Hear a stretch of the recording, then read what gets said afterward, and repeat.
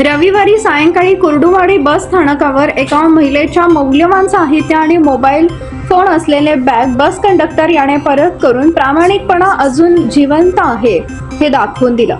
कुर्डुवाडी लहू बस स्थानकावर प्रवास करत असताना एका महिलेचा मौल्यवान वस्तू व मोबाईल असलेले bag bus conductor Balasaheb Lokhande यांना बसमध्ये बेवारस स्थितीत असल्याचे दिसले।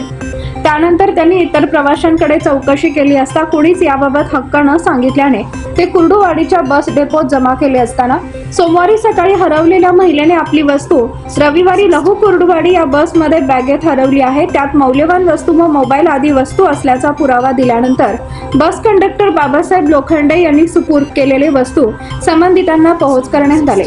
याबाबत बस कंडक्टर बाबासाहेब लोखंडे यांनी अधिक माहिती दिली। त्यांच्या या प्रामाणिकपणाबद्दल महिला प्रवाशांसह सहकार्यांनी लोखंडे यांचं कौतुक केले। मी बाबासाहेब दरावा लोखंडे कुर्डुवाडी आकार चालक। काल माझी ड्युटी गणगापूर कुर्डुवाडी असताना बसमध्ये महिला प्रवाशांचे मोबाईल किंवा बाकीचे जे वस्तू होत्या गाळ झालेल्या ते प्रवाशांना आणून त्यांचे मोबाईल त्यांना परत रिटर्न केले। पर्स राहिलेले असते त्यांनाही परत रिटर्न केलेले आहे।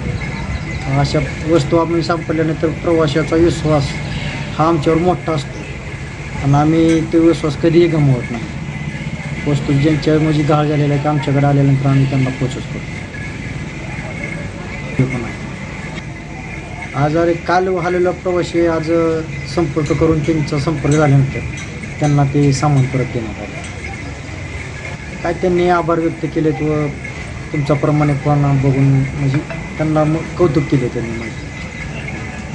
मी इथेच कुर्डुवाडीपाशी छोटं लवळ म्हणून गाव आहे, त्या गावात प्रॉपर लवळमध्ये राहतो। हां, इथून पुढे पण असेच कार्य व प्रवाशांच्या सेवेसाठी जाणे म्हणजे उपलब्ध होणार कधी काय आमच्या वरिष्ठांना कळून ते 2 दिवस म्हणजे जर वस्तू देण्यासारखी असं कन्फर्म करून घेतात ना, कारण एक दिवस वाट बघतो आम्ही।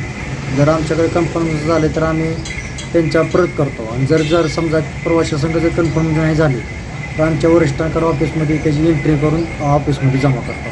मग ते जर प्रवाशांना जर तिकीट असेल तर त्या कन्फर्म करून इथून डेपोतून घेऊन जाऊ शकतो। तर सदर प्रवाशांनी बसमध्ये चढताना किंवा उतरताना आपले पर्स म्हणजे मोबाईल किंवा इतर जग म्हणजे मौल्यवान वस्तू ते सांभाळून ठेवण्याची जबाबदारीसुद्धा त्यांनी ठेवली पाहिजे आणि चढ उतरताना तेवढं लक्ष काटेपूर्वक दिलं पाहिजे, कारण सध्या बाजारात चोऱ्याचं प्रमाण खूप मोठं आहे। तेवढं मौल्यवान वस्तू त्यांनी थोडा सांभाळ केला पाहिजे।